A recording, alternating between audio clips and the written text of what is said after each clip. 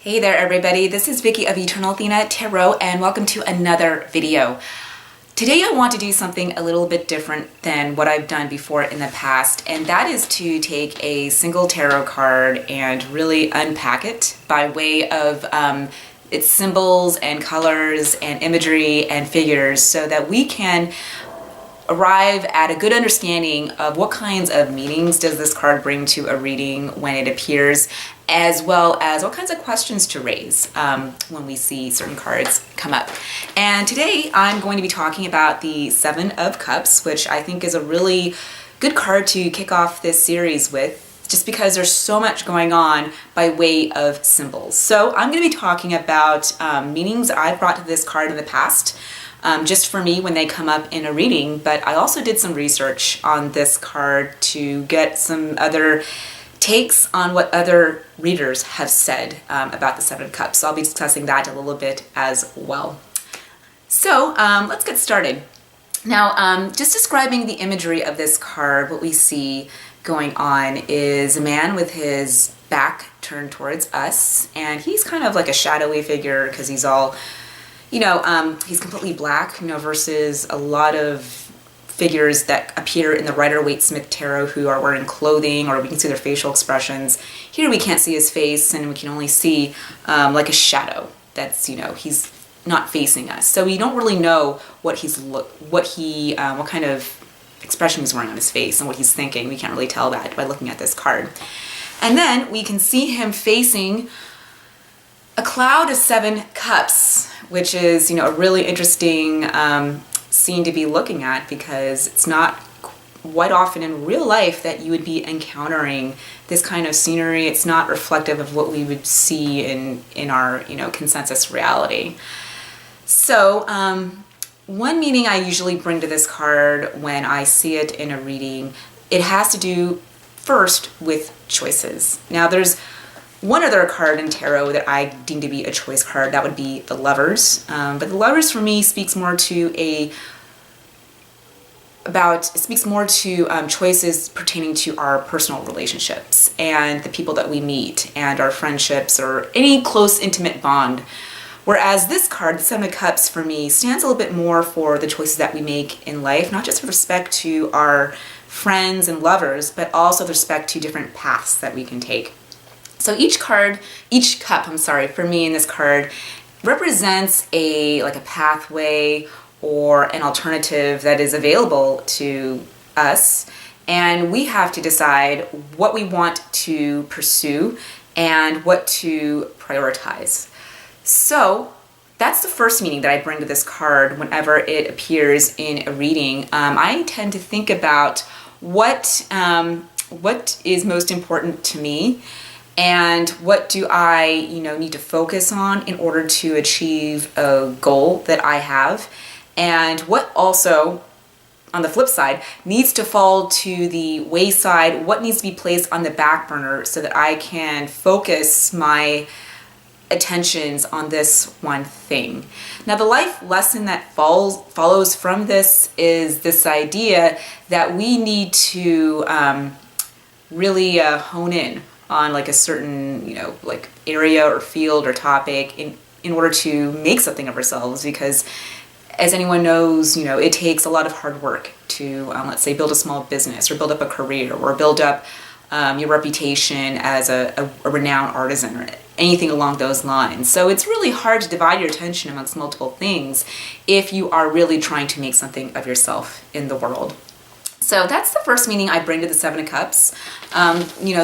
It teaches us how to make choices that are aligned with who we stand for and what we are trying to achieve. Now, the second meaning that I tend to bring to this card whenever it comes up in a reading speaks to this idea of illusions and fantasies. And as I was mentioning a little bit earlier, we can kind of tell that the scene on this card isn't like an everyday scene that you would see just walking down the street, going to the mall or the grocery store. It looks a little fantastical. And I think that that is on purpose. I know that Arthur Edward Waite specifically wanted Pamela Colman Smith to include a cloud in the symbolism of this card. And for him, this is a representation of the dreamscape, or a symbol of our dreams and our imaginations. So The second meaning that I bring to the Seven of Cups whenever it appears in a reading deals with the question of what is a fantasy and what is real. So, quite often we pursue certain goals that we are attracted to because of its, its glamour or the status that it offers us. But sometimes we pursue things that are not, aligned, again, with who we really are. So that would mean it's a false goal, even though it seems pretty and glamorous on the outside. It's not something that offers us any kind of substantial growth or an opportunity to develop in any kind of way. And I think that meaning comes through very much when we take a closer look at what is going on inside of the cups. And I'm just going to move this card a little bit closer to the screen so you guys can take a look. So we can see that there are 7 cups arranged in 2 rows in this card. And the bottom row contains, I'll just list them off, a dragon. On the far left-hand side, a laurel wreath, a cup full of jewels, sparkly, shiny things, and finally a castle. So just, me not knowing much about this card and not having read a lot about why did Pamela Colman Smith specifically include those symbols. I'm not sure what her intentions were, although I'll be discussing that a little bit later on in this video. But when we just simply look at the castle, the jewels, and the laurel wreath, that for me deals with the status symbols of our material existence. So we're thinking about, I kind of compare this, to the first line of the Major Arcana. If we lay out the Major Arcana cards in 3 rows of 7 and the Fool goes on the top, the first 7 cards describe the construction of the ego and the things that we do to be well liked and to be recognized and to gain some stature in the real world. So, the laurel wreath, which is a symbol of knowledge and power. And a lot of people pursue knowledge in an attempt to find power in this world. The cup full of jewels, of course, represents our materiality and things that are shiny, things that are sparkle, and things that are tempting to pursue because we're looking for something that's exciting. And then finally, the castle in the very far, the cup to the bottom right, for me, represents kind of like the beautiful home. Everybody, we talk about a lot about the American dream, right? Which is basically the lovely home with a white picket fence and, 2 cars in the garage and all that. That's the American dream. I very much see that being symbolized in the castle, even though I know that Waite and Pamela Colman Smith were not Americans, but many people orient themselves around this idea of worldly status and the things in life that we can accrue material-wise in order to pursue happiness. And many people do pursue happiness by looking at these 3 things. Now, there's some other symbols, that, for me have been a little bit harder to figure out. And that's where we get into the third meaning of this card, which speaks much more to spiritual and psychological and personal growth. I see the 2 rows of cups in this card as representing 2 paths, like the higher path, which would be represented by these 3 symbols up here, the blue head, ghost man, I call it the ghost man, but there's a figure here who is draped in a white sheet. It's kind of mysterious and what's going on there, and as well as this snake in the background. And then there's also this dragon here, which is another interesting symbol. Now, I'm just giving you my own interpretation. I'm not talking about what other people have said yet about this card, and I will be doing that later on. But the dragon, for me, is a mythological figure or a mythological animal. It is not something that we see in real life. They usually come in like fantasy stories or science fiction stories. So having this dragon appear in the first row of cups that, for me, represent the attainment of worldly status is kind of a nod or maybe a commentary on Pamela Colman Smith's part or Arthur Edward Wade's part to suggest that these are false pursuits, that these are illusory prizes that we can win in the game of life. But there's a question mark as to whether these are things that truly bring us, allow us to develop as people personally, and allow us to grow and to really, I guess, extract from life, what we need to evolve on our journey here. The upper set of cups is the higher path that we can take. And I'm not the only one who has, talked about this, but Karen Hanmaker-Zondag has written a book called Tarot as a Way of Life. You can go check that out. She takes a Jungian approach to the cards, and she says, or she suggests that the top three rows of the top row of cups, are cards or that represent pathways that we can choose if we want to pursue this higher order enlightenment, and we're really interested in growth rather than simply focusing on our materiality. So with that, what could these symbols signify? And I think when we get to the top row of cups, these symbols become a little bit more hard to discern, or hard to identify, like what's going on here. So for me, the central cup, which contains the man in the draped in the white cloth, I see this. I kind of see this guy as, a figure who represents illusions, kind of like, we see the cloud as it's just a symbol of this man's dreamscape and his imagination. But here we're really getting into the symbology of what is real and what is false, because it seems to me that there is a person here who's masquerading as a ghost, which is, in the world of, after the Age of Enlightenment, a lot of people question the presence of spirits and ghosts because we can't really touch and feel and see them. It's kind of ethereal, right? So here we are looking at, what is really real. And it's a question mark because it's a man masquerading as a ghost. He's not really portraying himself as who he really is. His face is hidden. We can't really see who he is. But we know it's a human being because we see hands. Or I see hands, at the bottom of the sheet.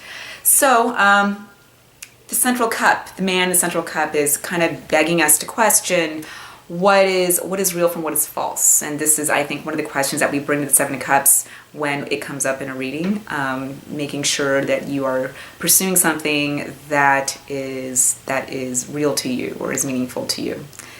The snake and the head. Now these are two symbols that I've had some trouble figuring out on my own, and frankly, I've been reading for many years now, and I usually bring the meaning of choices or illusions to this card, but I did some research on what other people have said because I didn't really know at first, what these two symbols could possibly refer to. So I want to point out a really great book on the Waite-Smith tarot that I've been enjoying these past few weeks, and that is the Secrets of the Waite-Smith Tarot. I really love to talk about what books I read on my YouTube channel because I'm just a big reader and a big tarot nerd like that. But anyone who is interested in learning more about the symbols of the Waite-Smith Tarot, as well as some of the background information on how this deck came into being, I definitely recommend this book. It's pretty substantial. I think there's about over 400 pages here of material to learn from, and I think these I've read a couple Marcus Katz's books and Tali Goodwin's as well, and I really admire them as tarot researchers. So Marcus Katz and Tali Goodwin actually looked at the Seven Cups, and they suggest that based on the description of the card that Arthur Edward Waite provides in the pictorial key of the tarot, that the Seven Cups represented here are actually symbols of alchemical transformation. Now, I'm not an expert at all on alchemy, but what I do understand it to be in the more, mundane terms, is that it's a process that we undergo in order to purify the soul. So alchemy, it's founded on this notion that we can manipulate substances that are physically here on earth, or we can mix together chemicals and gold and lead and all those things, and that those properties, those external properties, correspond to psychological processes within us, or internal processes within us. And by manipulating these substances in the real world, we can change who we are on the outside or the inside. So, you know, as within, so without. That's, you know, the principle that alchemy is based on. Kind of like the same way as astrology and tarot, which is based on this concept of synchronicity. So they argue that these 7 cups are symbols of the alchemical transformational process. And they point out that this process has been divided into 7 stages. So, you know, I'm not an expert, but I will, you know, go through each of these symbols the best I can to explain what these symbols are in terms of, you know, alchemy. If we want to bring that set of knowledge to these cards, which I think is legitimate because Pamela Colman Smith and Arthur Edward Waite were initiated members of the Hermetic Order of the Golden Dawn, and they would have been well versed in these principles, I believe, and maybe would have incorporated a lot of these alchemical symbols and principles into the tarot deck they were creating. So let's start with the dragon. So the dragon is actually, I'm going to actually take a look at my notes because I'm not an alchemy person, but I'm going to try to describe as best as I can what's going on. So the dragon, from what I understand, is actually a symbol of calcination, which is the first step of the alchemical process. And calcination is pretty much the destruction of the ego and attachment to material possessions. So before we can understand or get a sense of what is real or what are we really here to do, there has to be at some level a sense of disassociation or placing less emphasis on the things of our material world, which I think for most spiritual people that's not hard to do, but for folks who are not as evolved on the spiritual spectrum, a lot of people will place pretty much 100% of their emphasis on their careers or their homes or their families, which I'm not saying that's unimportant, but it's also not the totality of what exists in the universe, right? So the dragon is actually a symbol of being able to distinguish between these two things, and that is the first step in how we begin the journey of spiritual growth and personal enlightenment. Now the second symbol is really, the second cup is really interesting because this is actually a cup, I'm going to put this a little bit closer to the camera, that features a little skull. If you take a really close look at that, a little skull, and it's etched into the cup itself, and the cup is holding a laurel wreath. Now the laurel wreath, again, is a symbol of victory, you know, back in the day, in the medieval ages of the Renaissance. You know, look at the 6 of Wands in the Rider-Waite-Smith, for instance, and you'll notice that deck contains an image of a man riding a horse, and he's wearing this laurel wreath, and there's all these people on the ground who are cheering him on. So that's a symbol of victory. And the laurel wreath is also a symbol of knowledge because I know in the university system that comes up as a symbol to represent, you know, formal book learning and basically enlightenment and information. So this symbol right here, according to Marcus Katz and Tali Goodwin, is representative of the second stage of alchemy, which is disillusion. And disillusion, the reason why we see the skull, which again is another alchemical symbol, is this is kind of about letting go of all the things in your material world that you're once attached to realize that they are lesser in importance than other things that you have going on in life, and focusing more on your spiritual evolution. And I did get some definitions off the internet as to what these alchemical processes signify, and I got this is basically the breaking down of the artificial structures of the psyche. So that's basically, you know, the head. That's I think why we have like something a wreath that you wear on your head, as well as the skull, which is a symbol of death, basically. All right, the third symbol, which is basically a cup filled with jewels. So my interpretation of this card was it speaks to things that are sparkly and shiny, that look pretty on the outside, but when we get to know them on the inside, there's not much substance there. So this cup is symbolic or represents the third stage of the alchemical transformative process, and that is called separation. So separation is basically letting go parts of ourselves that are false. So once we can recognize and distinguish the parts of ourselves that are false, I think what they're talking about there is, you know, when we're growing up, when we're being raised by our parents and going through the school system, that we're taught about, you know, what is appropriate to do, what are inappropriate things to do. We're basically given a set of survival skills, right, that our parents and our teachers and our adult mentors hand to us, you know, to help us get through in the world. But not all of those things that we're told are actually aligned with who we really are as people, because we're basically being taught to fit into a mold, but not everybody can fit into that mold, right? So the treasure, once we can separate what is truly authentic to us from what is not true to us and our purpose and our life path, then we find the treasure within us. And I think that is the meaning that Katz and Goodwin bring to this symbol in particular, and that is aligned with what separation is in the alchemical process. Now the fourth symbol, the last symbol on the bottom row, is the castle, and that is representative of the fourth stage of the alchemical process, which is called conjunction.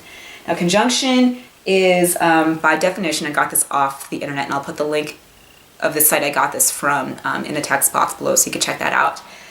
So this is about the union of both the feminine and the masculine sides of our personalities into a new belief system or an intuitive state of consciousness. So in tarot, for instance, duality is a very prominent theme that comes up again and again, like in the High Priestess, the Chariot, Justice,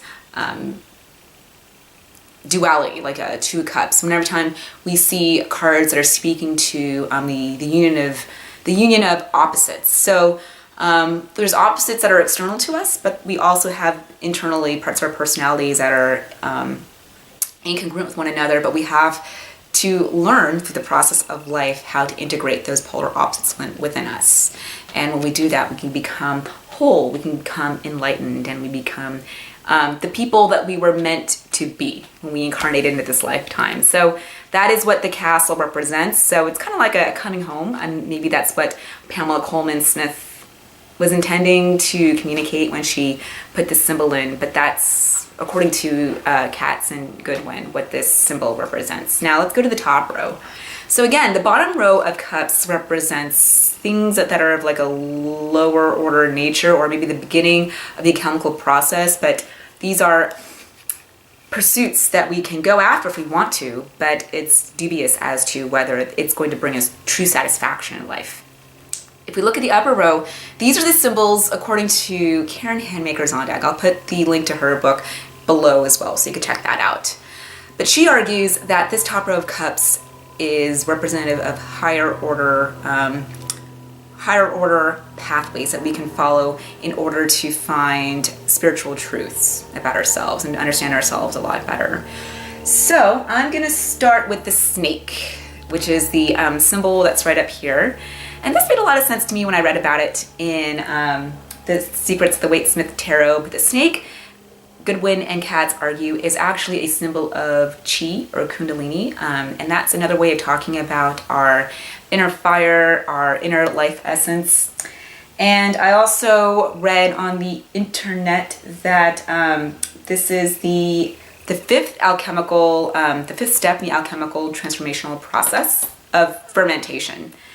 And fermentation is defined as the bringing up of new life, the bringing up of energy, so that we can heal our bodies and then we can bring life to our bodies. And that made sense to me because I know that the snake in some other traditions is a symbol of Kundalini. Kundalini is often depicted as a snake.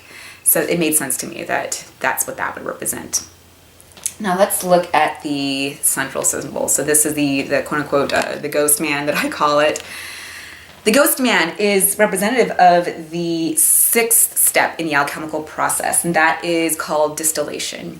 Now, distillation, when we are looking at things that are distilled in real life, like alcohol, for instance, is distilled. So that's simply a process by which we are extracting contaminants and extracting anything that's not pure, and we want to make something more pure.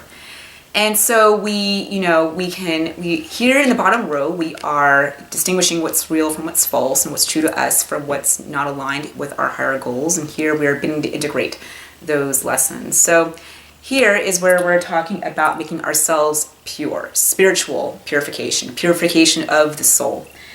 And so this basically is about balancing out.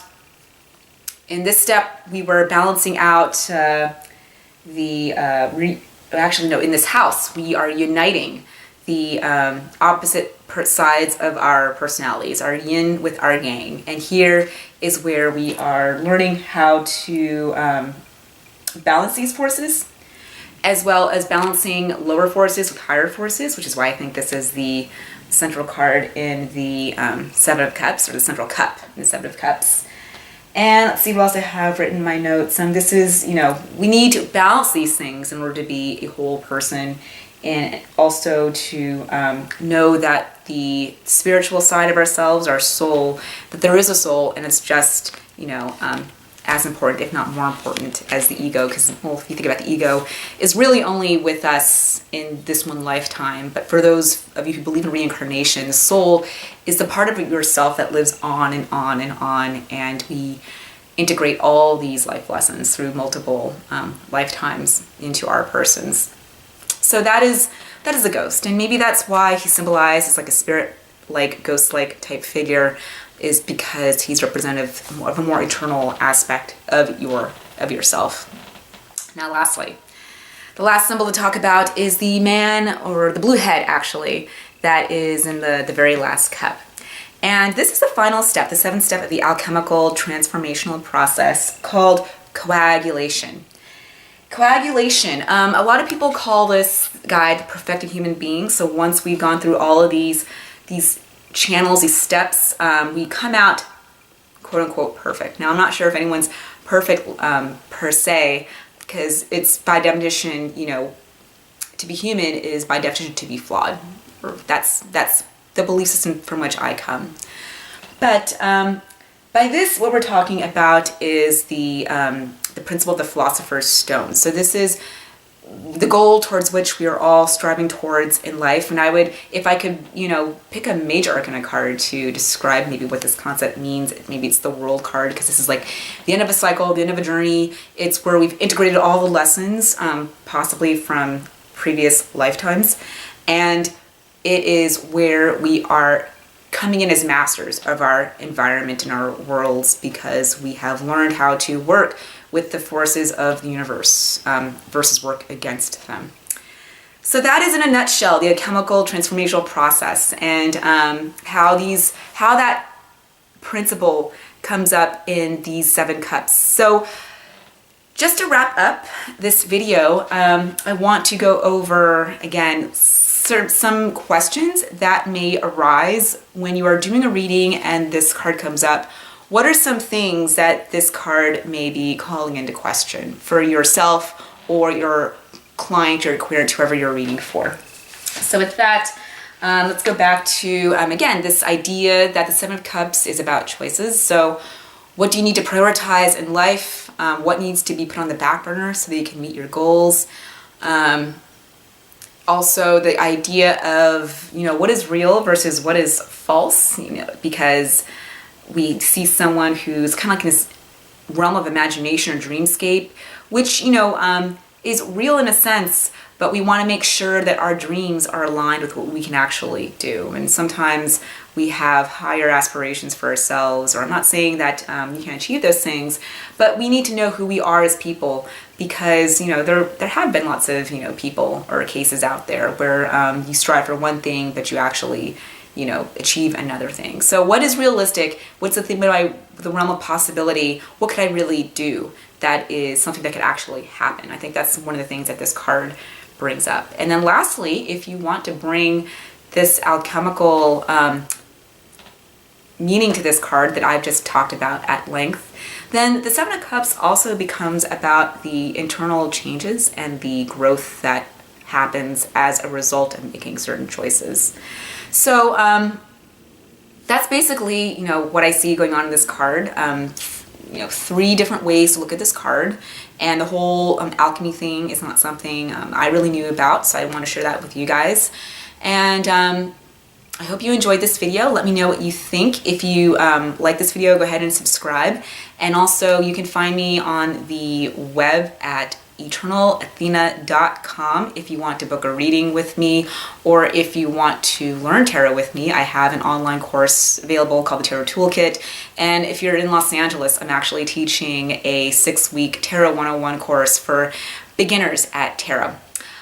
That is all for today, and I will be talking to you guys soon.